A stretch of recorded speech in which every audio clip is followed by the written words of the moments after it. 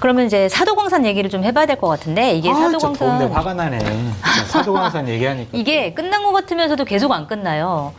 일단 사도광산 유네스코 세계문화유산에 등재가 됐고, 근데 그 과정에서 무슨 일이 있었느냐가 계속 새로운 뉴스가 터지고 있는데, 일단 협상하는 과정에서 한국 정부가 그 조선인 동원에 대한 강제라는 표현을 명시해달라고 요청을 했는데 일본 정부가 거절을 했고, 거절했는데도 불구하고 한국은 등재에 관련해서 찬성을 눌러줬다. 이게 맞냐? 이런 저자세 협상이 가능하냐? 이런 이제 비판이 나오고 있단 말이에요. 일단 이런 정부의 행태 어떻게 보세요? 두 가지 문제점이 있죠. 하나는 외교적인 협상력에 무능력함이 있다. 네. 외교는 뭐예요? 우리가 줄 건 주고 받을 건 받고 해야 되는 거 아니에요. 지금 주기만 했잖아요. 그렇죠. 호구 잡힌 거죠, 이게. 이건 외교가 아니에요. 일방적인 퍼주기지. 그런 무능력한 외교부였는지 이번에 한번 알았고, 또 하나는 국민들에게 거짓말한 거잖아요. 맞아요. 그 과정에 대해서. 네. 네. 이건 말이 안 되는 거예요, 진짜. 어떻게 이럴 수가 있는지. 이거는 결국에는 최고 지도자인 윤석열 대통령의 일본에 대한 입장과 생각과 판단을 반영한 것이 아닌가. 그렇지 그죠? 뭐 일본이 한다라는데 뭐 그거 좀 뭐 이렇게 좀 해줘 뭐 이렇게.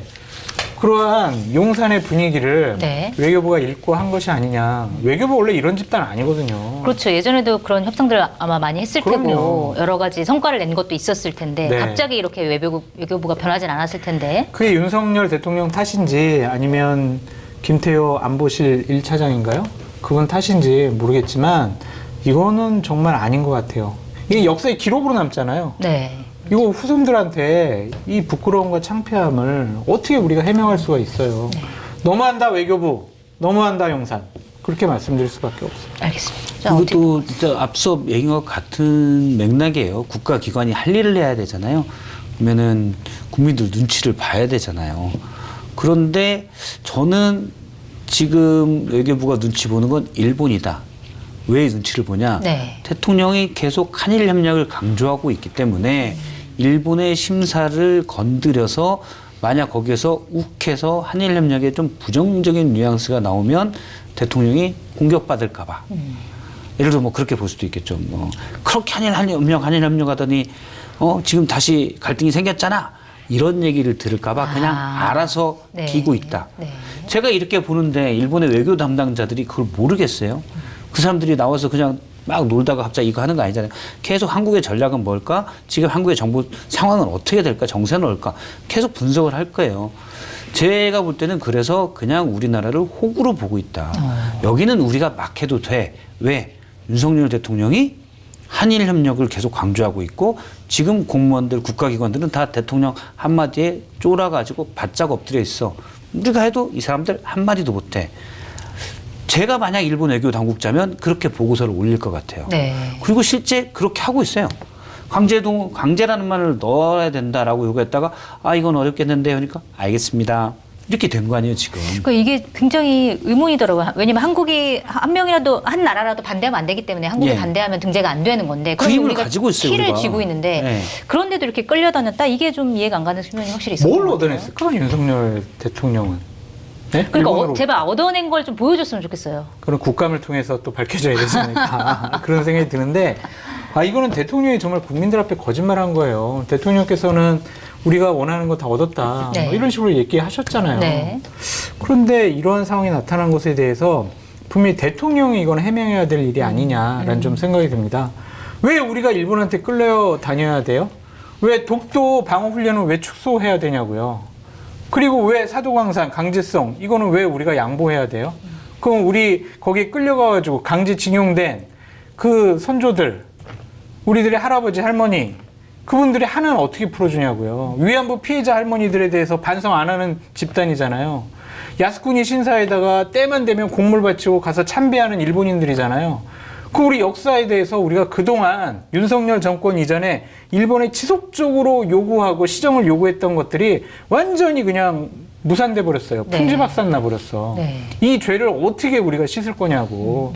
대단히 부적절하고 잘못된 일이 네. 정말 반복되고 있어서 저는 화가 나요. 이 부분은 정말 또 차원이 다른 얘기라고 봐요. 앞서 말씀하신 대로 뭐냐면 야스쿠니 시사의 공모를 하는 거 우리가 비난하고 그러지 마라고 하지만 일본에서 그냥 자기들끼리 해버리면 우리가 또 할 수 있는 게 없어요. 네. 할 수 있는 조치들이 아이고 뭐 경제하고 교류 관계를 끊어 이렇게 나갈 수도 사실은 없는 거고 그냥 일본 주한 일본 대사를 초치해가지고 그러지 말라고 그랬잖아. 그러면 그냥 그 사람은 커피 마시다가 그래 알았어. 그러고 가면 또 끝이에요. 그래서 별도로 할 수 있는 조치가 없는데 이번에 사도광산의 유네스코 등재는 우리가 할 수 있는 게 있어요. 네. 우리가 위원국이기 때문에 반대하면 끝나잖아요. 그렇죠. 근데 왜 이것도 막히느냐. 지금 답변서에 외통위에 이재정 의원에게 외교부에서 보낸 답변서에 이렇게 써 있어요. 사도광산 전시 내용을 협의하는 과정에서 강제라는 단어가 들어간 일본의 과거 사료 및 전시 문안을 일본 쪽에 요청했으나 최종적으로 일본이 수용하지 않았다. 네. 수용하지 않으셨구나. 알겠습니다. 알겠습니다. 끝. 아니 근데 그럼 우리도 니네 안 돼. 유네스코에서는 우리나라가 그 전원 찬성을 해야 되기 때문에 우리나라가 반대하면 등재가 안 되는 거예요. 그렇죠. 그럼 니네 수용 안 해? 그럼 우리도 안 해. 이게 ABC잖아요. 네. 이걸 안 하는 거예요. 그럼 제가 그걸- 아까 말한 대로 호구가 된 거죠. 그걸 안 한 것도 결과적으로 문제인데 아까 장성철 소장님이 지적해 주신 대로 중간에 거짓말한 거, 네, 국민들을 그렇죠. 속인 거 이것도 진짜 만만치 않은 문제인 것 같아요. 토믹이 나왔을 때 외교부 장관 뭐라고 했어요? 일본이 진정성 있는 노력을 할 것으로 기대하고 있다.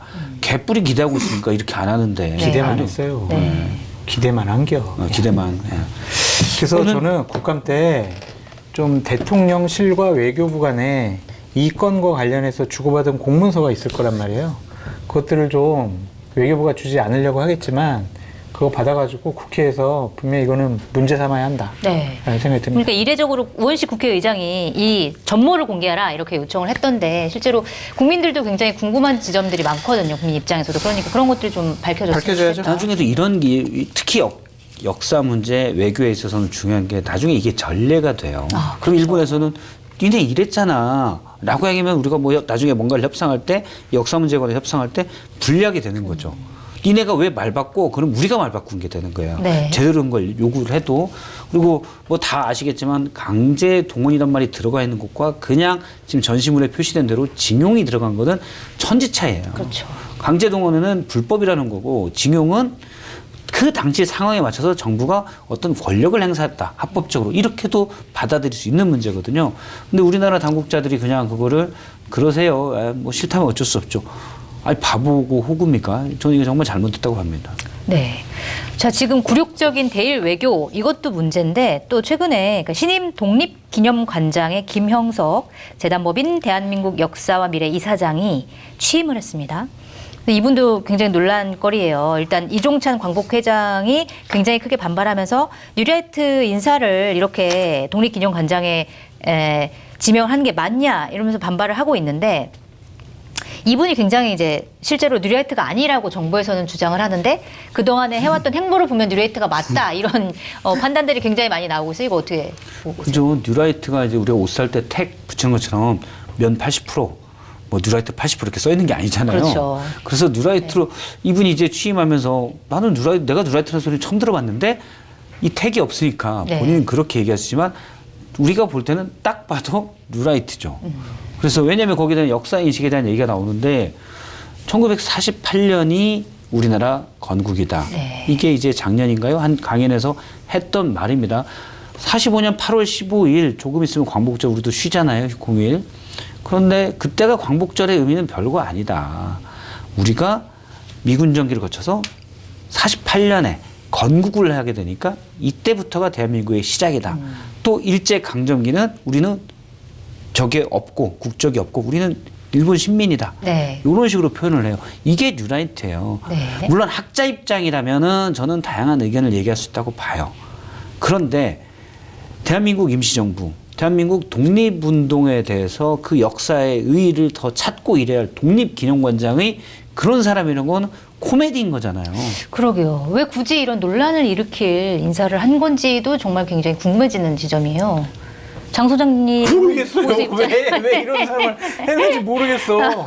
한겨레 신문 사장으로 네. 조선일보에서 구구 칼럼 쓰던 사람이 한겨레 신문 사장으로 오면 그게 적절하고 맞냐고요. 아. 그러니까 이해를 하지 못하겠어요, 솔직히. 그래서 이런 거예요. 그러니까 저는 뭐 다양한 의견들은 얘기할 수 있다고 봐요. 그럼 그 의견 속에서 상호 비판과 토론도 이루어지고 이럴 수 있고 그게 풍부하게 할 수도 있는 거죠. 그런데 예를 들어 천안함 기념관에 추모관을 무슨 천안함이 북침의 공격이 아니다라고 주장한 사람을 관장을 시켜봐요.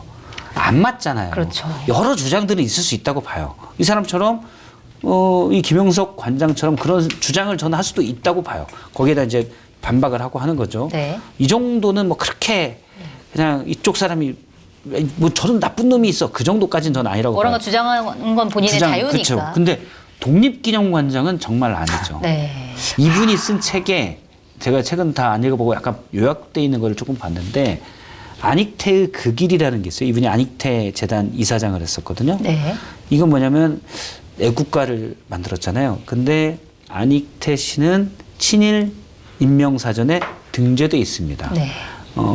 일제감정기 후반기에 들어가서 이름도 사실은 그 일본 이름을 에리카이 아닌가요? 뭐 그런 이름을 좀 쓰고 그래서 친일 행적을 했다라고 해요. 독일에 가서도 그 음악 활동을 하는데 거기에 만주군인가요? 만주국 뭐 건군 이런 기념식 네. 거기 가서 지휘를 하기도 해요. 아, 그래서 그런 활동 때문에 저는 사실 친일이라고 보는데 제가 정확히 이거 분석한 건 아니까 친일 의혹 논란이 있어요. 근데 이분이 낸 책은 어떤 내용이냐면 안익태 씨는 그런 분이 아니에요. 우리나라 음악을 널리 알리기 위해서 한 분이에요. 라는 게 목적이에요. 네. 그리고 이분이 그 길이라고 한 건 일본을 이기자 우리 힘을 갖춰서 그래서 60년대 들어가서 일본에 가서 안익태 씨가 무슨 공연도 하고 이러는데 예를 들어서 이런 거예요. 당시 뭐 NHK가 무슨 공연을 하자라고 했더니 논개라는 교향곡을 하자.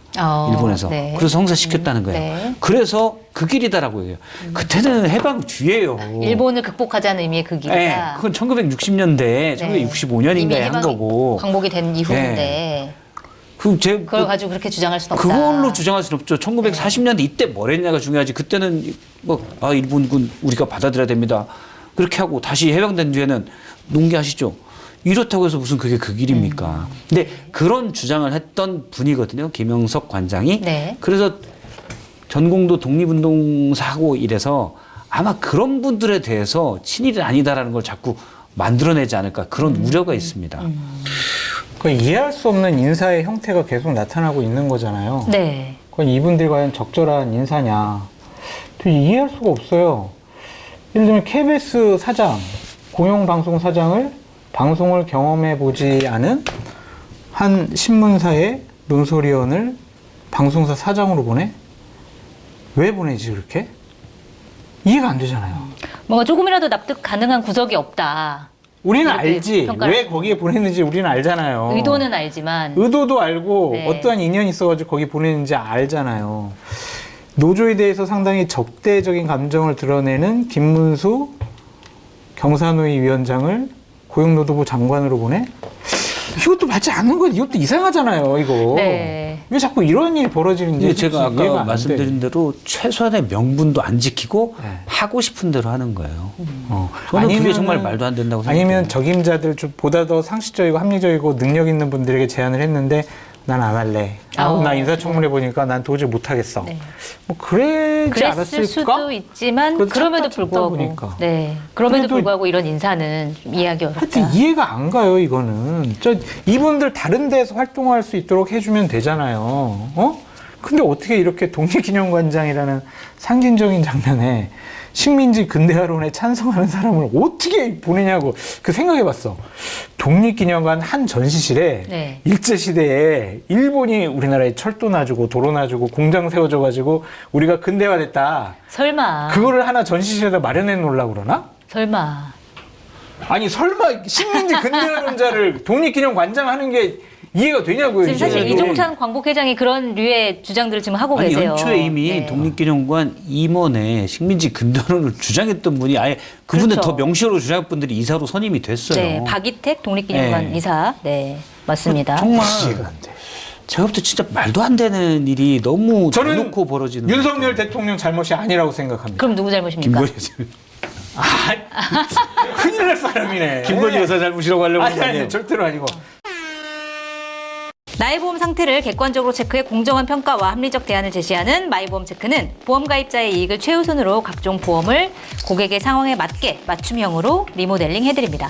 마이보험체크는 생명보험협회와 손해보험협회에 등록된 보험 대리점 소속이고요. 홈페이지는 한글로 마이보험체크.com으로 접속하시고 전화는 1800-7917입니다.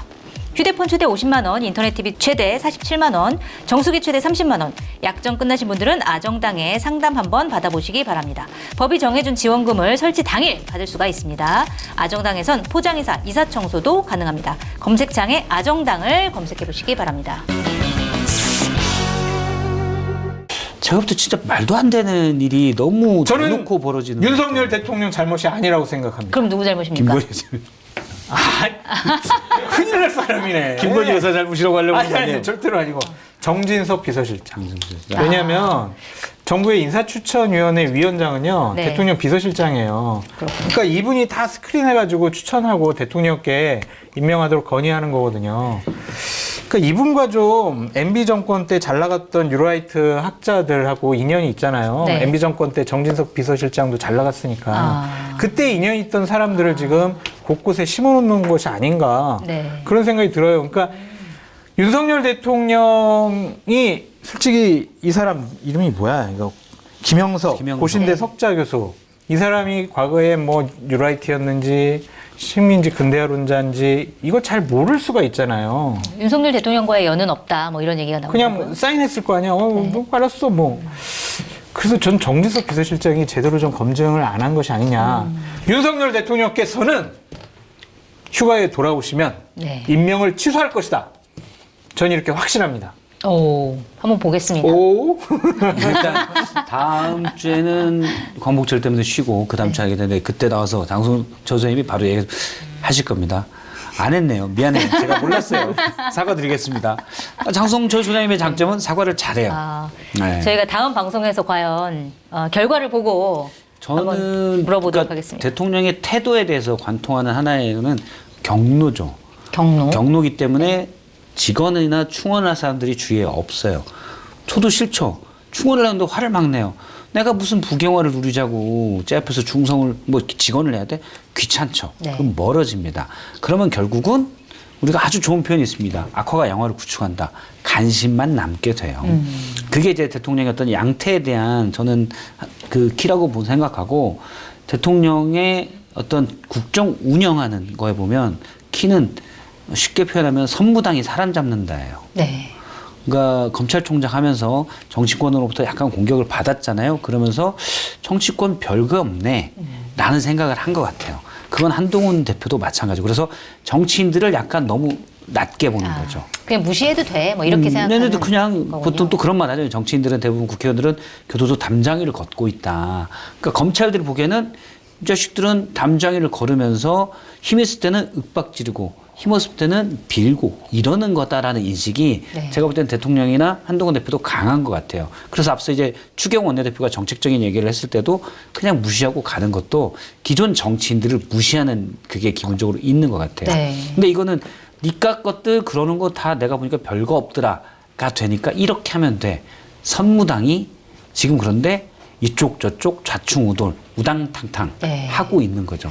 굉장히 그 문제네요. 정치를 모르는 분, 정치를 무시하는 분이 정치를 한다? 이거 굉장히 무서운 일이네요. 말씀하신 것처럼. 지난해는 이념을 얘기해서 홍범도 장군의 흉상 얘기에 막 집중하고 네. 지난해 메시지가 있잖아요. 이념이 중요하다고요.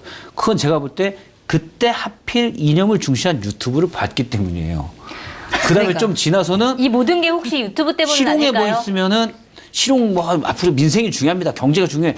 그 유튜브를 보면 또 그렇지.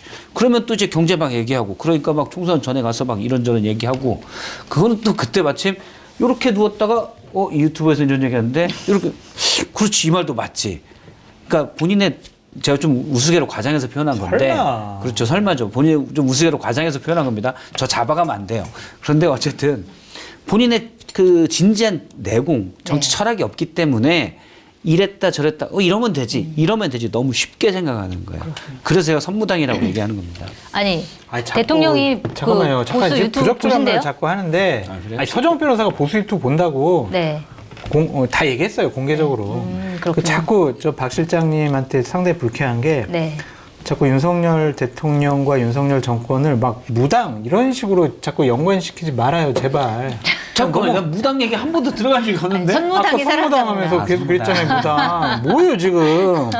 특정하게 죄송합니다. 그 단어를 씀으로써 샤머니즘적인 그러한 정권이라고 은연중에 이미지를 주려고 하는 것 같은데 지금 온 의도가- 나라가 샤머니즘에 관심이 많은 것 같습니다, 지금. 사실은 저도 이제 그런 속 다음 주에 한번 보러 가려고 근데 저 뭘 어떻게 해야 되는지 물어보고 싶은데 아니, 장성철 소장님은 봐도 되지만 대통령은 보시면 안 되죠. 네. 좀 맞는 말이네. 선무당이 사람 잡는다. 안 돼 그러면 자꾸 알겠습니다.